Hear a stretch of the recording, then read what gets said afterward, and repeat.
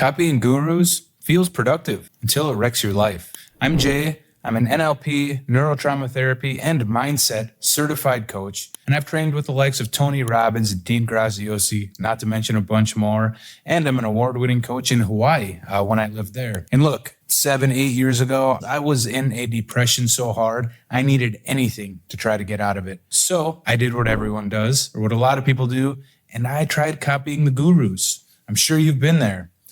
4 a.m. alarms, or as I call it, system no sleep, where you shrink recovery, spike your cortisol, and pretend exhaustion is discipline. How about the 10x grind, or system more pain, where you confuse suffering with progress and you wear burnout like it's a damn badge? Or my favorite, shiny affirmations, or system say it, don't do it, where you rehearse fantasies, but you skip the most important step in getting anything, and that's the reps. Look, when I copied these systems, I was already at very close to rock bottom and I needed something. So I was gung-ho and I burned out so hard. I slid into more depression and an imposter spiral so hard I thought there was something inherently wrong with me. And the harder I pushed, the worse I felt. It was terrible. But hey, I'm out of it. You can be as well. So if that's you, listen up. I'm breaking down 3 guru myths that keep you stuck in the mindset shifts that will actually stick. And there's one mistake that quietly ruins your progress every single day, and I'll show you a 7-day experiment to fix it. So let's start with the hustle trap, because that one nearly broke me, and I don't want it to break you too. All right, and I got a fancy presentation to show you myth 1. So here we are, myth 1, the hustle trap versus sustainable systems, and along with it, your first mindset shift. The thing most people miss about hustle is that it works until it wrecks you. Hustle culture breeds burnout and inconsistent results because you're tying your identity to the output. And when the output dips, your self-worth tanks and everything you've been hustling for spirals. I'm sure you've felt that. I know I have. The cost, it unfortunately shows up in your health. It shows up in your relationships. Even in your creativity. I've been so burned out, like I just have no creativity anymore. I was a blogger, and on days I was super burned out as I was trying to kickstart my blogging career, I guess, so to speak. I had no creativity. I had nothing, man. It was a struggle. And then you start to fear rest. And then you lose that spark that made you start in the first place and want to do this. I mean, you hear terms like rise and grind, sleep when you're dead, 4 a.m. alarms, new one, 75 hard, dopamine detox marathons. And then you wonder why you're cooked by week 3. Let me put an asterisk here. Some of these things are really good. Don't get me wrong. I've done some. I've definitely done the 4 a.m. alarm. It worked at times, but you have to be ready for it. You can't just jump into these things. You have to be prepared. You have to build a foundation. All right. And here's where that one mistake shows up. It'll kind of show up through every one of these, and I'll get to it. But the one mistake that I brought up, it shows up everywhere. And it's the first place it nearly broke me, honestly. The shift that changed how I work on all this stuff, moved from intensity to consistency. Huge, huge. Everyone wants the intensity because you feel like a football player. I don't know, a marathon runner in the Olympics because I got to be intense. You're Michael Jordan.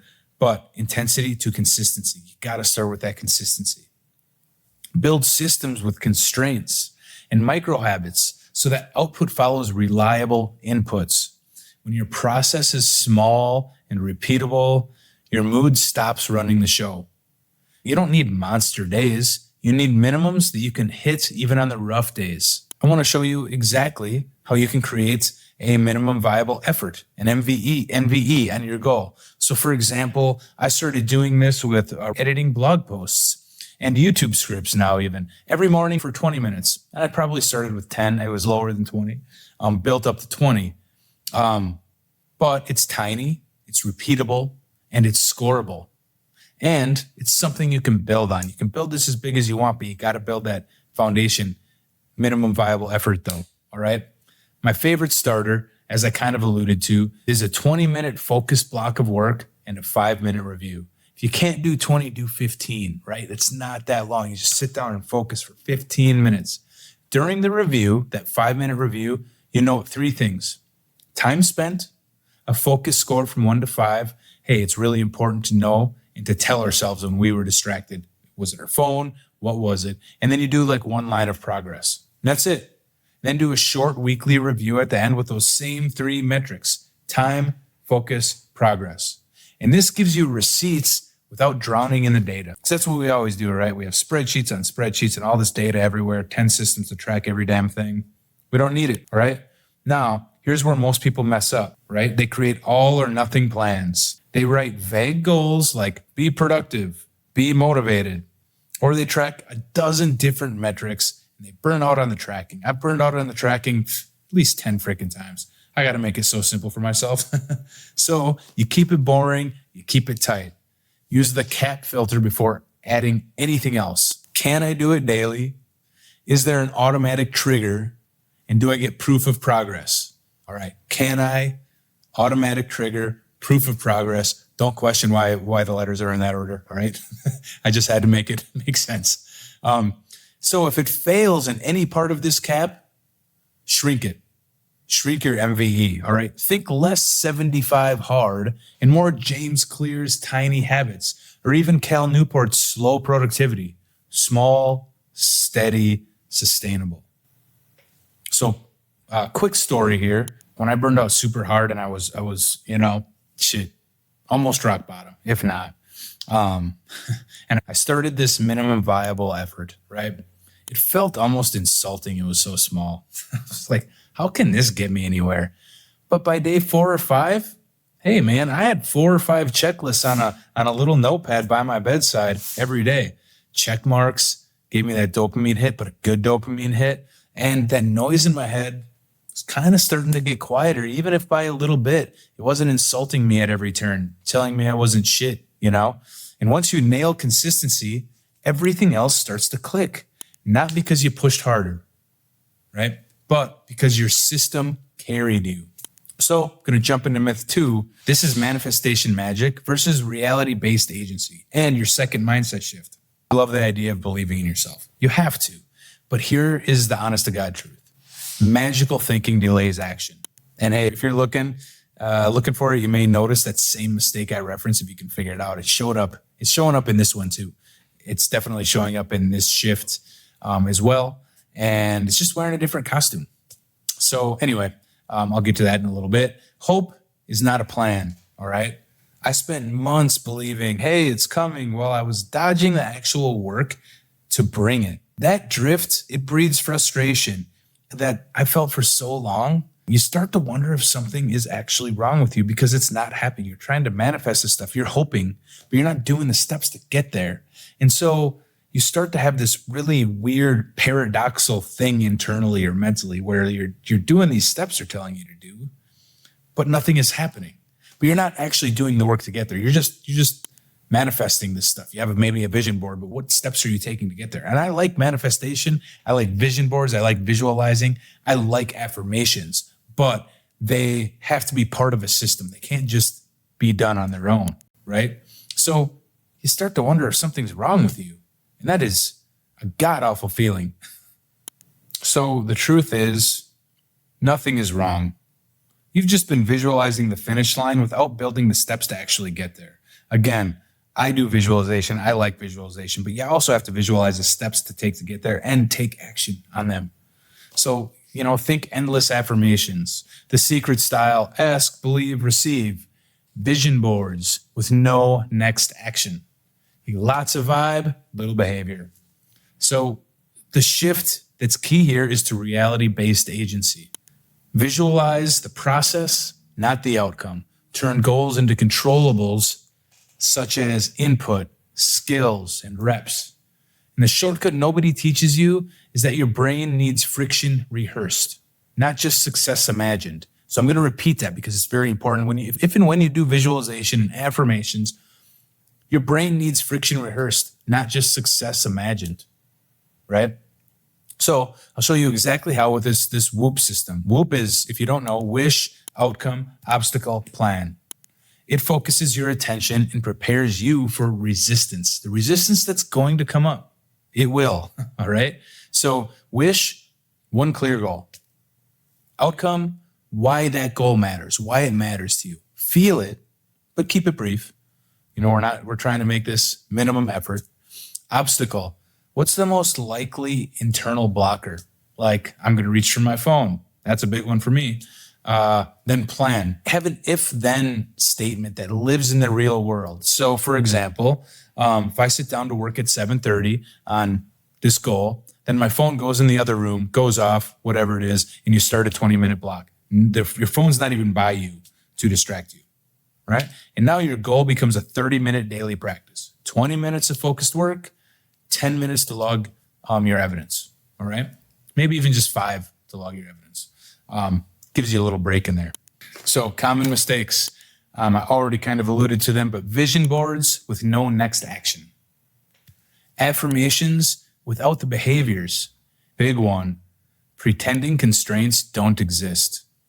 You have to work with the constraints. They're part of reality-based agency. You're going to have constraints, all right? Here's a method that I love, the 1 layer deeper question. What's the controllable layer under this dream? If the dream is grow my channel, the controllable is, okay, publish 2 focused videos with a weekly review. Belief without behavior never moved the needle for me. Process did. 1 layer deeper. Now myth 3, fake it till you make it versus identity from evidence. And mindset shift number 3. We're finally there to the final one. Fake it till you make it. Hey, we've all heard it. We've probably all said it. I've said it. It sounds empowering and there's some truth to it, right? But if you pretend too much and you're not doing any action to actually make it, it ramps up the imposter syndrome. And I don't know if you've had imposter syndrome, but oh my God. I mean, I still get it from time to time, but I had it bad with anything I was doing. Like, what the hell do I think I can do this for? Man, I would just beat myself up. Ugh, it's horrible. But I'll tell you also what, here's the 3rd time that mistake I referenced in the opening. Pops up in all these, but I'll get to that in a little bit. When feedback hits, though, that fragile confidence that you have when you're creating this fake it till you make it world, and it collapses because it was never grounded in proof. Fake it till you make it can work if you're taking steps there. You start faking it, and then you take steps to get better. And then it starts to become grounded in proof. But if you're just faking it till you make it, just expecting to get there, I lived that cycle for so damn long. Perform, doubt, hide, repeat. But I never took steps to get better. I never took constructive criticism constructively, so to speak. So the fix wasn't louder hype. It was building identity from evidence, not more of the fake it till you make it and guru stuff, not alpha posturing, not high status hacks, and not confidence scripts, just reps and receipts. So I want you to shift to reps and receipts. Confidence grows when you can point to small wins and say, hey, I did that. Start an evidence bank. Each day, log 3 micro wins tied to the skill you're trying to grow or the goal that you have. Keep them tiny, keep them specific. As I tell everyone, take action, even if it's a small action, a small step outside your comfort zone, because our subconscious tries to keep us in our comfort zone and out of our growth zone because it's scary and you might fail. But failure isn't bad and scary can be good. That's how you know you're going in the right direction. So just keep it small, a tiny step out of your comfort zone. You can always grow it, all right? You can always take bigger steps. So again, keep them tiny and specific. 1, I published 1 short with a hook revision today. 2, I wrote 150 words after work for a script or a blog post. 3, maybe I said no to an extra scroll on my phone today, and I started my timer and focused for 10 more minutes. Whatever it is can be really small. It's not about ego. It's about calibration. What's working, what's not. And as you start to enter these in your journal or notebook, again, it shouldn't take long. You start to see consistency. You start to see what's going wrong and why, and you can point to evidence, and then you remove that. All right? So here's how to make it stick. Reframe your self-talk to, I'm becoming the kind of person who shows up for 20 minutes, even when it's messy. Then do a weekly review. Do a weekly review of all your receipts. Even if it's just 10 minutes, it feels good.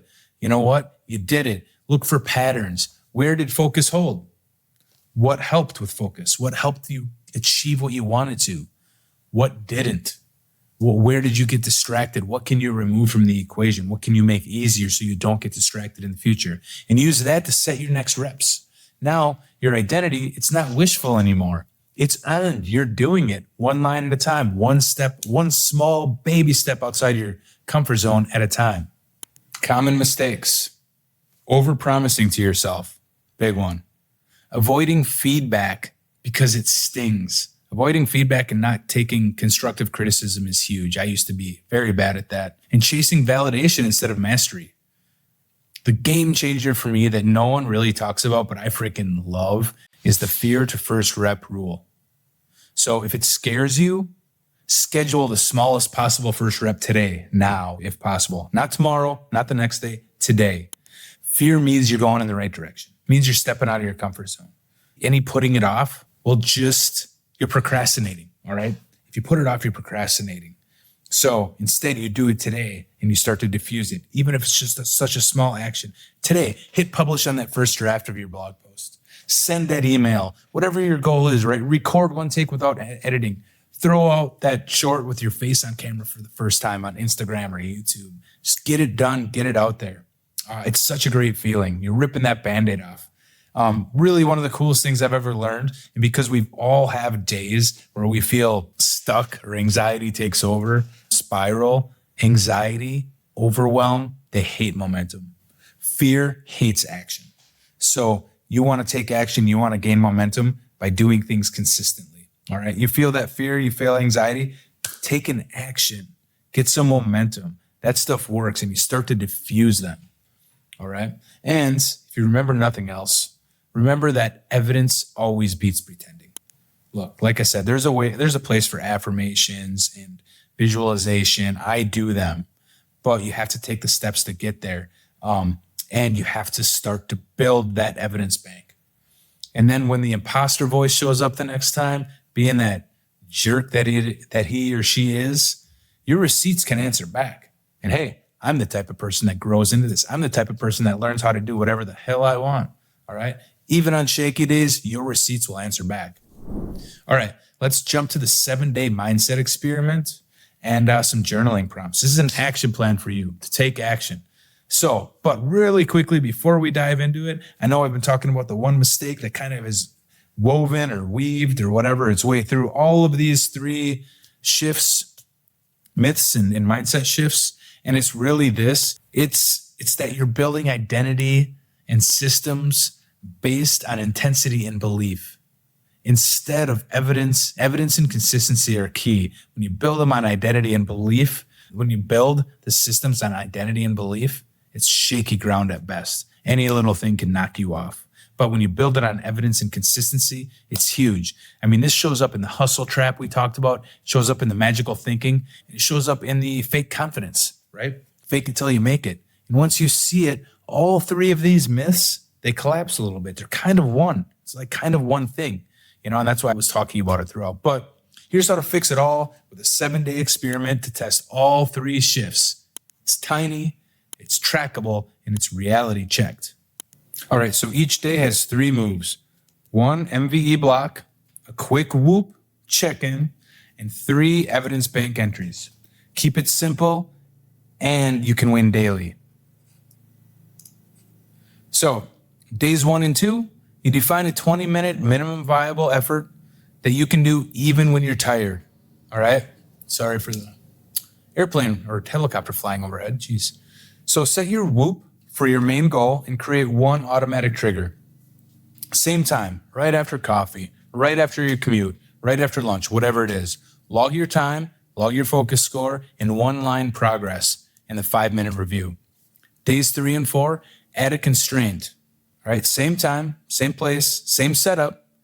Write an if-then for your top obstacle. Maybe you already knew at the beginning and you already did this, but maybe you didn't, and maybe you're figuring it out like it's your phone. So what's your top obstacle? Write an if-then loop, all right?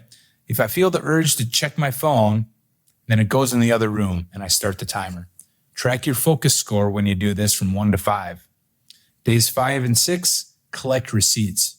Keep logging 3 micro wins per day, tiny, specific, tied to the skill or goal you're going for. Ask the one layer deeper question on any stuck point. What's the controllable under this frustration that I'm feeling? And if you're slipping, adjust the MVE down, not up. Protect the streak at all costs. And then day 7, review your week. Look at the time tracked, the reps done, and 3 wins you're proud of. All right, decide what to keep, what to tweak, what to drop. And keep the pieces that got you moving and worked, got you motivated. Tweak any friction points. Drop anything you didn't touch or didn't make sense. And like I said, you can always build off this. Don't go into week 2, all of a sudden making it a 2-hour thing, right? Build small. I'd say go into week 2, just with the review and any tweaks you had to make. But starting in week 4 or 5, you can start to build onto this, right? That's how I built my habits. Small, steady, and get that foundation built and that habit created, and then build off of it. So journaling prompts, 3 specifics of gratitude, 1 obstacle you noticed and how you handled it, and 1 identity line. I'm becoming the person who, all right, I love those 3. I'm going to go over them again. So 3 specifics of gratitude, like a little gratitude check-in, gratitude journal, 1 obstacle you noticed, how you handled and overcame it, and 1 identity line. I'm becoming the person who, all right, guardrails, never miss twice, reduce the scope before you quit, and celebrate evidence, not vibes. You're going places. Small and steady wins the race. So if you want credible sources for some of this stuff, look into James Clear, Systems Over Goals, BJ Fogg's Tiny Habits for Small Repeatable Change. Both 2 great resources that I've used in the past. For cognitive tools, Gabriel Ontigin's WOOP, Clarifies Plans, and CBT, Cognitive Behavioral Therapy, which I've dug into a lot myself. Those basics, they really help to reframe limiting beliefs. Huge in my life, CBT. For focused work, Cal Newport and Anders Ericsson on deliberate practice. Really good stuff. So some really cool things there. I'll try to remember to put these in the show notes too. Before I end this, I just want to talk really quickly about once these 3 shifts click for you, motivation for you becomes a byproduct of momentum. So you have the momentum and that continues to keep you motivated. So just start small today. Take the tiniest action you can do, and it beats the perfect plan that you'll postpone every day of the week. So in conclusion, build systems, agency, and evidence. Stop copying personas. Run the 7-day experiment, comment your MVE and your first win and how it went. I'd love to know. And then subscribe for more advice on this channel that actually works. Accountability tools. It'll help you to find a path to get unstuck, to get out of that fog, and actually to grow, to start to have fun again with life, to find that purpose. That's my goal. That's what I do as a coach. That's what I'm going to do on this channel, and some other really cool, amazing stuff that I'm going to plan in the future. So stick around. I appreciate you. I know this is a little bit of a long video to get through, getting my bearings around sharing presentations and talking through this stuff. So they'll become more and more concise, but for now, I think there's a ton of really good actionable advice in here, and I really stand by what I'm saying here. So we're all going to grow together. I appreciate you. Have a great day. See ya.